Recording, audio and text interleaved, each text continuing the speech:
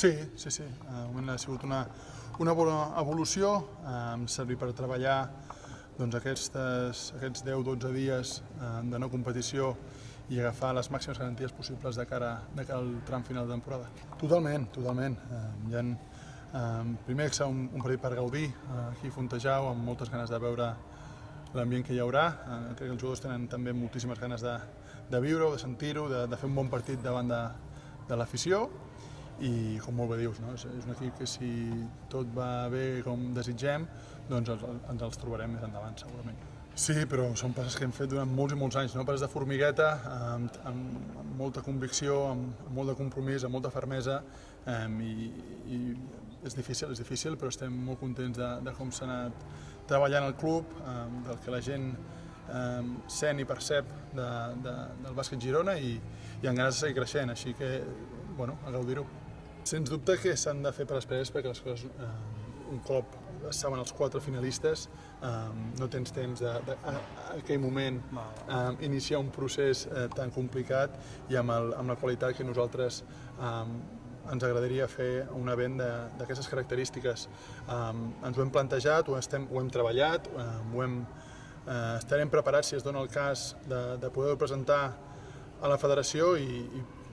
que els gironins i les gironines estiguin ben segurs de que la nostra proposta seria molt bona i tant de bo ens trobem en la situació de poder-la presentar. Bé,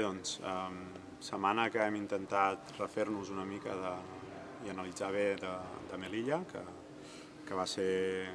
una segona part no esperada i que no vam saber competir-ho bé, i a partir d'aquí crec que hem fet un bon treball durant la setmana per poder enfocar un partit diferent contra Estudiantes, que és un bon equip i que hem d'estar molt preparats per tot el que ens plantegin i per tot el que volem fer. Sí, tenim ganes de jugar a casa. Crec que l'ambient que hi ha hagut als últims partits ens ha ajudat a poder competir, estar concentrats i fer el nostre joc, el nostre millor joc, i esperant l'Estudiantes amb ganes i de poder fer un partit d'alt nivell contra un equip que ha demostrat ser els millors durant tota la competició, amb l'ajuda del públic i enganxant a la gent. Jo crec que són factors que hi són, que els hem de tenir en compte. Segur que és una arma de doble fil, perquè ells saben que és la seva última oportunitat, que perdent ja no podran aconseguir l'objectiu que tenien, però nosaltres hem d'estar focalitzats en el nostre i tenim els nostres objectius i per tant això no ens ha d'influir o no ens ha de condicionar amb el que plantegem i la manera que sortim, que hem de sortir al 100% i guanyar el partit. Bé, com deies, ve d'una derrota, van canviar l'entrenador fa 4 jornades i portaven uns partits molt contundents contra els seus rivals, i l'última derrota segurament hauran hagut d'ajustar coses, però que és una plantilla molt compensada amb els 2 bases que tenen molta capacitat de pressió i de direcció de partit, especialment Fagiano. Llavors, a la posició de l'E, el Beirán és un jugador molt expert,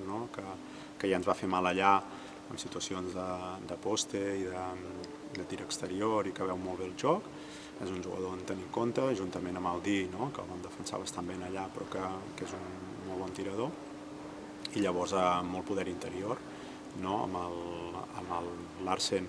a la posició de 5, que serà un bon duel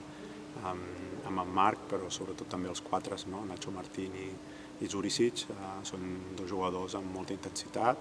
i que jo prevec que sobretot amb el tema de rebot, de la lluita de rebot i de tancar bé la cistella, haurem d'estar molt bé.